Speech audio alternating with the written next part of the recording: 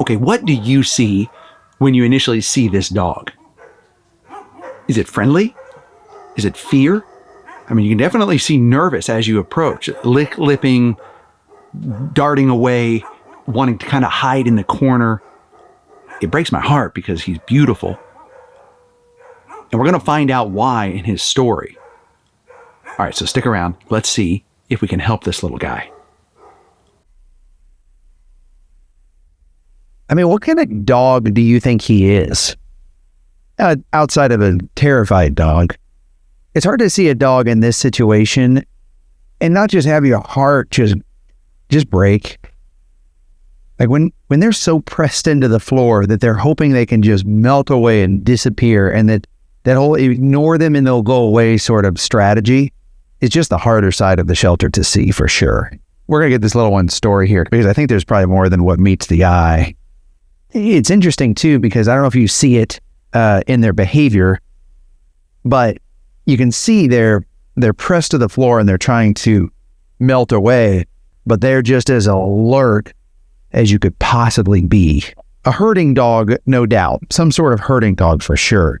And with those ears, they're like antennas and they are up and receiving. And so that's what tells you that this shut down state is really just an act. It's not even a behavior at this point. This is an act. He's acting this way. It's almost like with fear, there's fight or flight, which you've probably heard of. I've noticed there's freeze, which at first glance this looks to be, but it's actually fawn. They're going, oh, if I just make myself small enough, if I just cater to what you want, then you'll go away. But I think we can help. So I don't want to go away. Let's start with a treat. Because the good thing is with a border collie, what about border collie? Maybe an Australian Shepherd mix. With this kind of dog, they use their nose like a ninja. So let's see if a treat might help. Good. Okay, good. Now we've got some different senses going. If you were to take a pie chart and you were to say, right now this dog is 100% fear. When I introduce that treat, that fear has to give room to smell and taste, to much bigger senses in dogs than ourselves. And so then there's not as much room for the fear. So you have to almost cut out space for those things. But I don't know if you can see it. I'm going to show you on my phone. Some of the things that I'm seeing are, let me show you, really heavy panting. See that heavy breathing right there?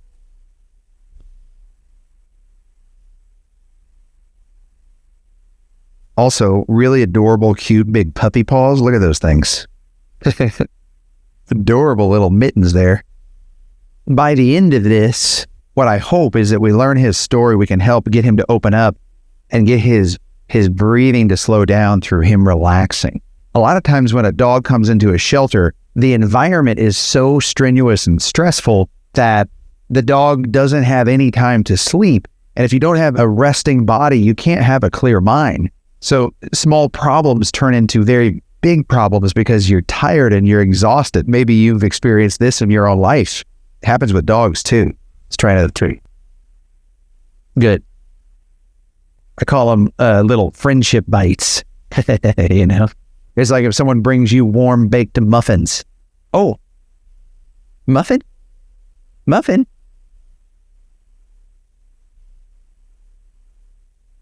Do you know muffins? I know a lot of times people will leave a comment and say, stop talking so much and give this dog a treat. But I intentionally put some time in between the treat giving so that there's a moment that the dog can go, oh, hey, that was good. I would like another, and start seeing me as a friendly resource.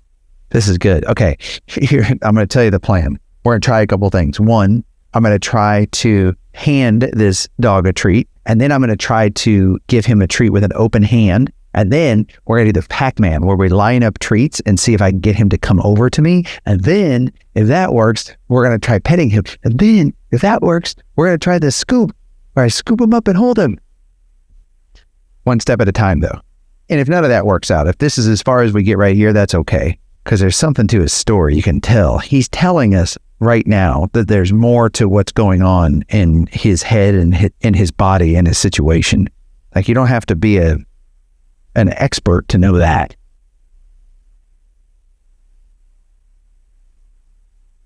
See what I did there? Any of my long time sitting with dogs group, you saw what I did there.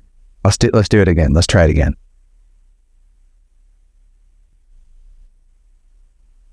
That's good. It's really good because paws are the most sensitive part of a dog. Oh, good. Okay, Pac-Man time. Pac-Man time. Watch this, guys.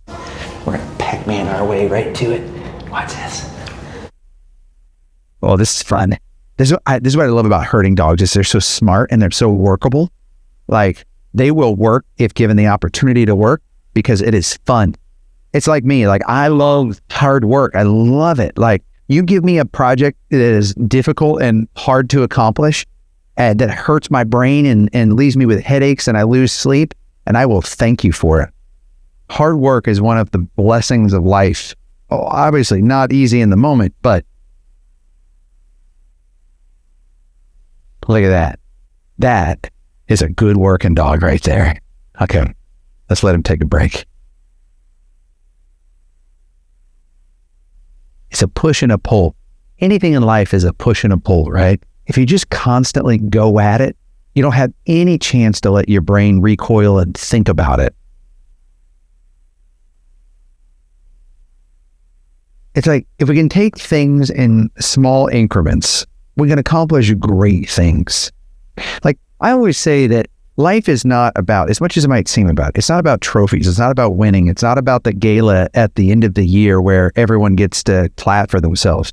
It's not about me. Like, don't leave me comments that, oh, you're so amazing. You're the hero we needed. It's not anything like that. The hero is this guy right here, because it's not the end goal. It's not the fact if we scoop and then he's playing fetch on a sunny day with his new family. It's that first step he took. That is what we celebrate. That is bravery, because it's in that moment that he made the decision that even despite his fear, his shaking, his trepidation, he was willing to put it all on the line, to be brave. Okay, we're going to get his story in a minute, but first I'm going to try a little pet. Watch this. We're not there yet. We'll push and pull. Let's get his story and find out the situation, but I want to try something real quick. Okay, we're not there yet. I thought he was going to run after that tree. I thought we made it far enough. I'm all out.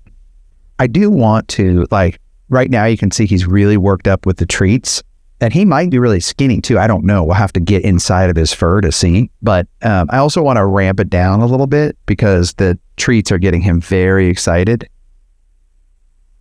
He is going to get that treat. Like, he's in need of a groom for sure. But yeah, what do you think he is? He's so pretty. Maybe a border collie Australian shepherd mix.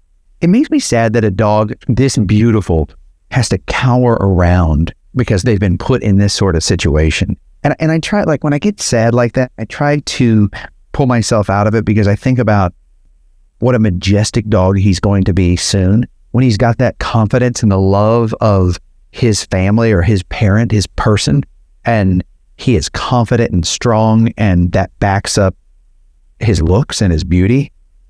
That's what I'm here for. That's what I'm excited about. Okay, but let's get his story. I'm going to call Alexis and let's find out what's going on here. She's been out there working with the shelter staff. I'm at San Jacinto Animal Shelter. It's Riverside County Animal Services, and they've been working really hard to help highlight some of these dogs.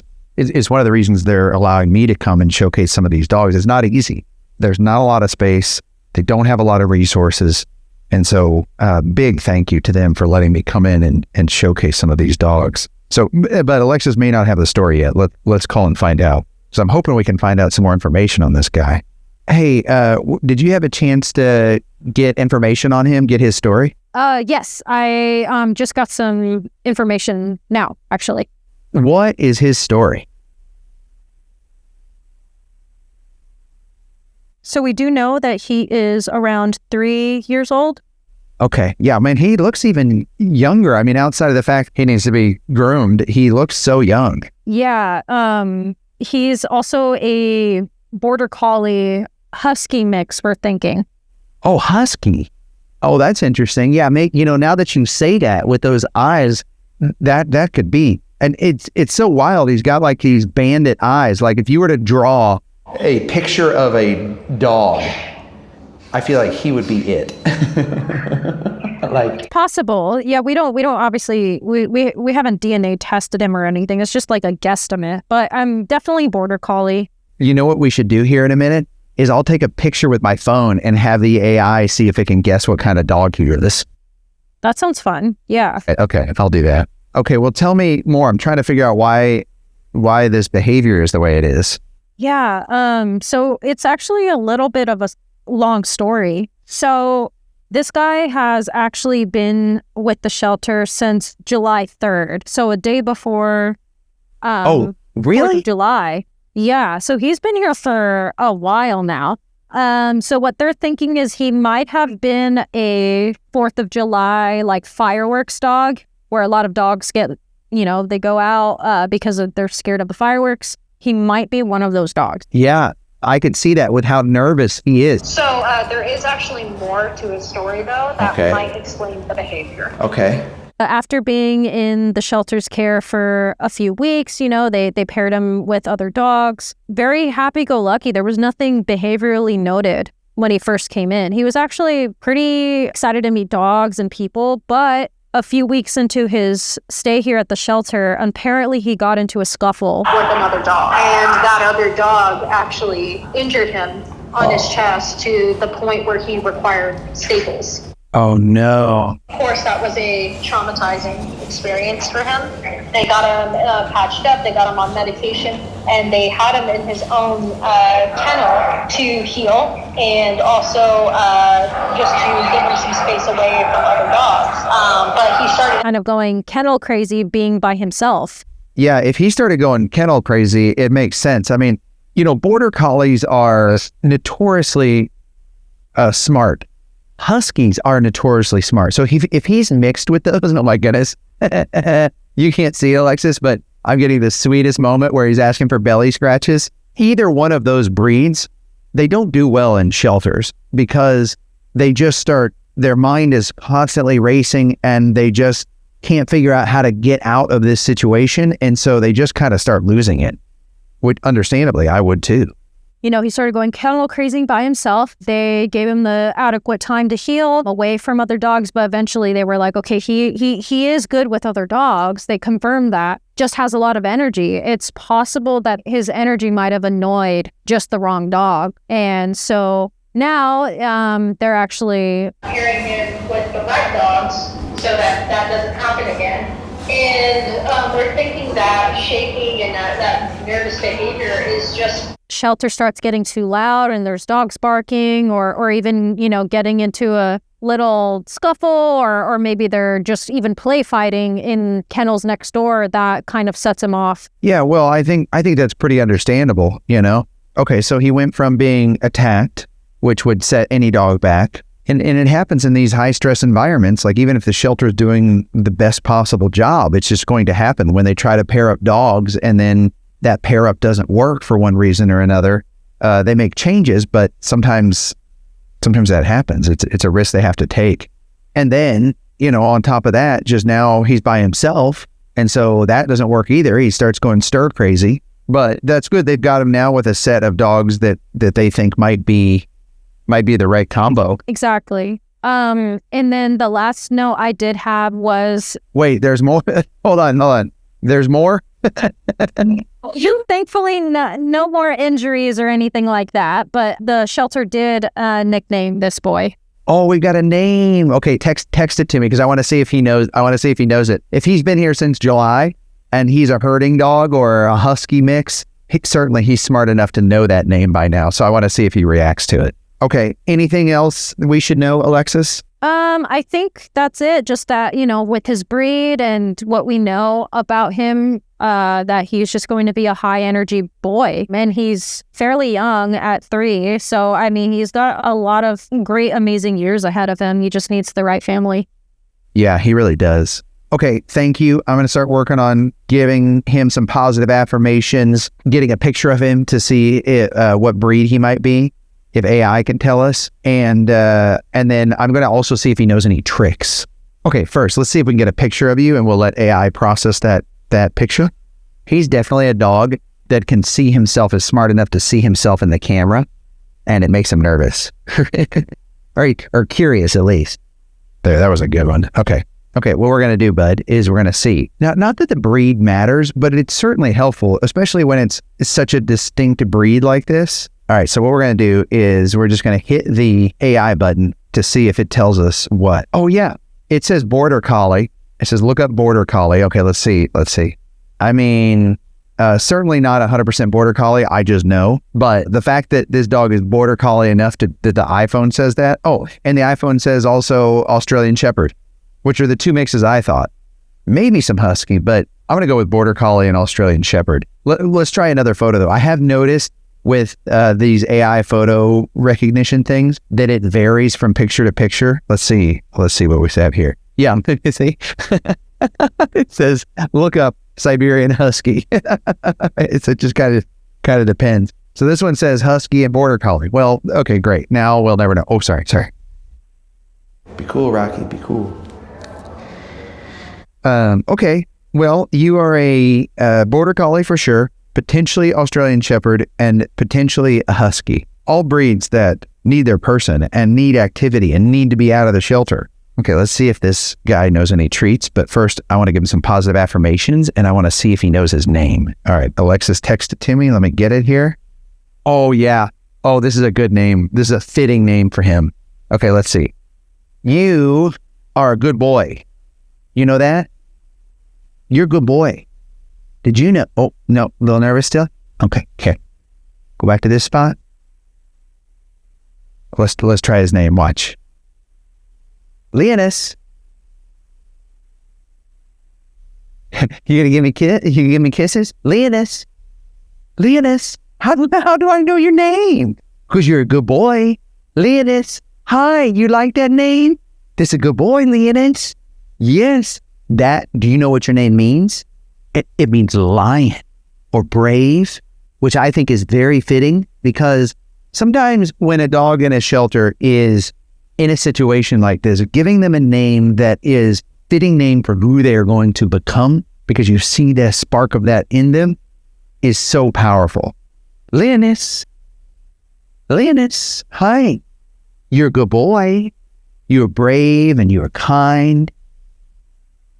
You're a good dog. And guess what? The good news is I'm here to help. We're all here to help. Everyone right here, right now is going to help you so that you don't have to get picked on anymore. You don't have to be by yourself in a kennel. We're going to help find you a family that can help you run, be free, and be the lion you were always meant to be. With a mane like that and that husky blood, maybe Australian Shepherd, we don't know, mixed with Border Collie, you're going to be such a happy boy very soon, okay? I promise. Now, let's see if you know any tricks, okay? You want to see if you know a trick? Can you sit? Can you sit? Can you sit? Sit. Let me tell you, when I meet a working dog, a herding dog like this, that doesn't know a trick, it tells me that they never got the time and attention and the training that they desperately deserve. And so it's no surprise that he's nervous and that he didn't have that confidence, because he probably never had that leadership. And he's a dog that needs leadership, deserves leadership.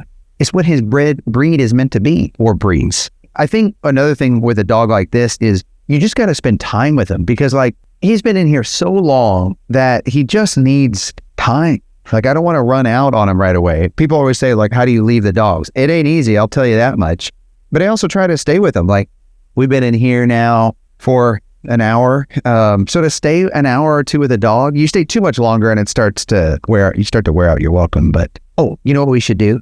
Let me call Alexis, and we should do mail time. I'll have Alexis come in here with some mail, because that would be fun for him, because he's so nervous just getting accustomed to normal things that would happen in a home, like packages and mail are a lot of fun. And so many of you have been sending these to me. So it's time for Love Letters with Dogs.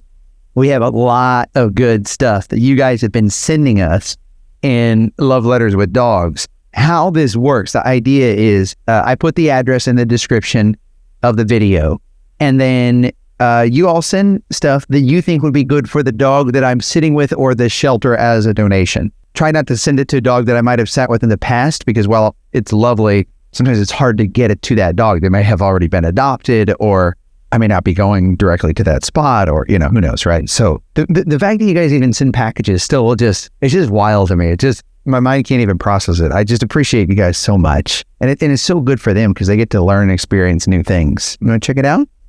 I'm just going to set it right there.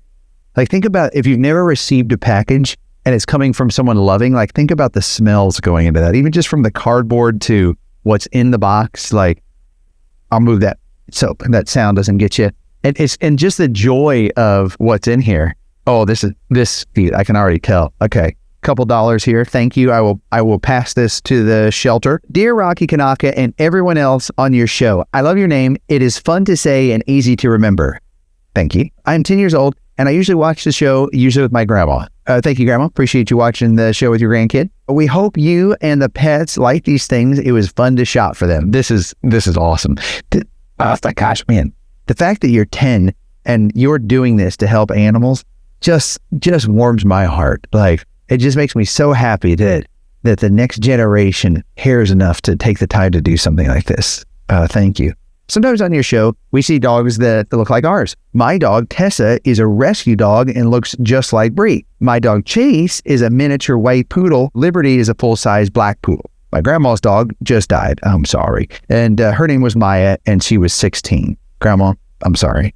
Maya, rest in peace. It would be nice if you named a dog Maya. Here are some other pet names you might use. How great is this? Buddy, Fritz, Honey, Jack, Ragamuffin.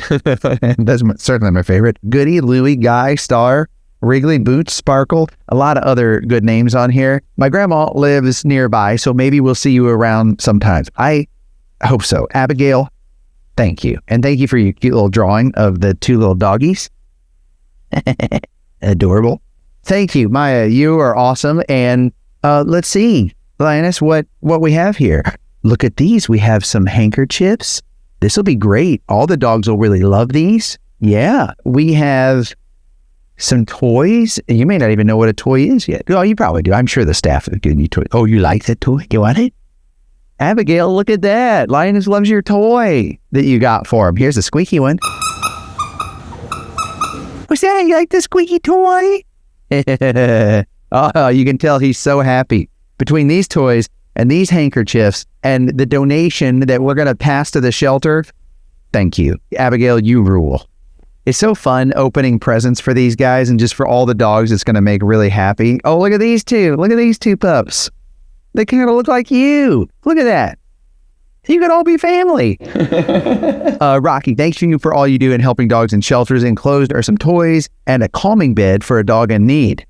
4 years ago, we rescued our collie shepherd mix, Coco. You would have picked her to sit with. She was shaking and in the corner. And look at her now. Yeah, that's adorable. Those two dogs, I never would have guessed. Look at that. You would never guess.